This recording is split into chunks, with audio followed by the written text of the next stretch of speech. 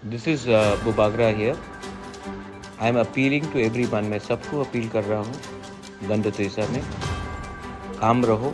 मैंने DGP police से बात किया है और उन्होंने मुझे अश्योरेंस दिया है कि जिन्होंने परमेश्वर रियांग को मारा है उनके खिलाफ सख्त से सख्त कार्रवाई होगा और उनको सज़ा भी मिलेगा। और ऐसा सज़ा मिलेगा कि सब लोग जानते हैं कि बाद में कोई भी किसी को मारने से 2 बार सोचेगा। मैं अपने रियांग, अपने तिपरासा लोगों को, अपने ब्रू लोगों को अपील करना चाहता हूँ कि प्लीज़ इस समय शांति रखो।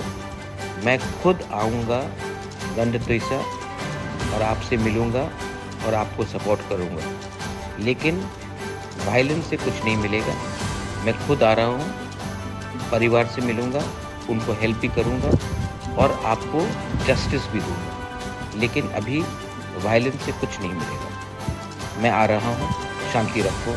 I will be there for my Tiprasa, for my Bru people all the time.